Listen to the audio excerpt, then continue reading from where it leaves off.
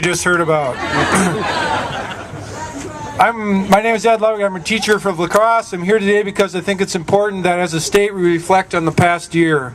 It's been a year of chaos, uncertainty, and not one of us has been unaffected. As a teacher, I personally have seen my own school and others just like mine across Wisconsin try to cope with the damage that the $1.6 billion, that's billion, dollars in reduced state education funding has caused. From fewer educators in schools to a reduction in supplies and extracurricular activities. It's students who are paying the price for his extreme policies, and that's just not right. Today, we see rural school districts cutting or eliminating their egg programs at a time when agriculture is Wisconsin's largest section of our economy. Agriculture has helped temper the impact of the Great Recession in Wisconsin. Walker's policies are forcing schools, many of them small districts, to choose between core classes and ag classes. He's jeopardizing the next generation of Wisconsin farmers and the skills they bring to this critical part of Wisconsin's economy. That's just not right. Yeah! Today, we see districts cutting industrial arts classes, and Walker's plan has slashed, I believe it's 25% technical college budgets. When we hear Wisconsin's manufacturers last week alone scream that they can't find skilled labor.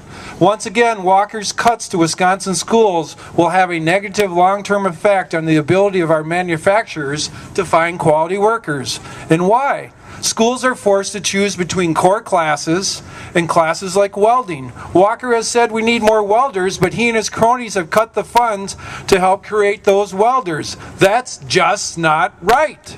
Yeah. The guy's talking out of both sides of his mouth. And if his policies on education isn't any indication of that, I don't know what is. I saw him in the State of Union address talk about merit pay to teachers, and then he cuts the budget $1.6 million. To me, that's demerit pay for some damn good workers. Today, we see the proven SAGE programs become unavailable to children throughout our state. SAGE, if you don't know it, is a truly great educational program for kindergarten through third grade students. It is supported by both parties a few years ago, even the guys on the other side of the aisle, so that schools could reduce class sizes in those grades. SAGE has scientifically been proven to produce and improve in student achievement. SAGE has been eliminated in most schools across the state because of his lack of funding. We listen to the governor give lip service to the importance of reading scores, and then children in our schools have to live with the reality he's creating behind that lip service. That's just not right. The reality is that most districts have had to opt out of SAGE's program due to a lack of funds from the state level. Today I see communities in western Wisconsin experience great growth, incredible growth in the poverty levels and the families on free and reduced lunch. More of our families are dealing with increased levels of unemployment, divorce, and everyday stress. I see it daily in my classroom.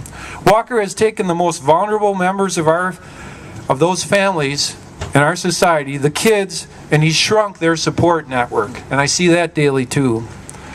Throughout the state as well as here in La Crosse, districts have been forced to choose between core classes and guidance services, and core classes and social support services, and our kids come to school with heavier baggage than they ever had before.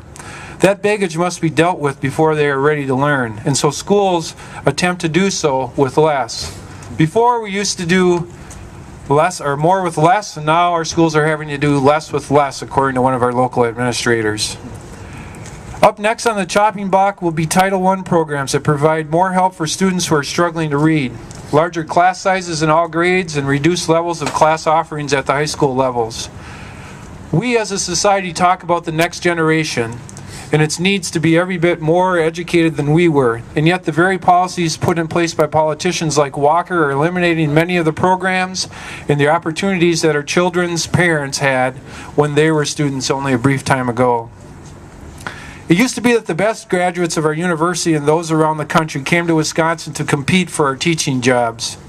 That will not be the case in coming years. It's time to stop this attack on our children's future.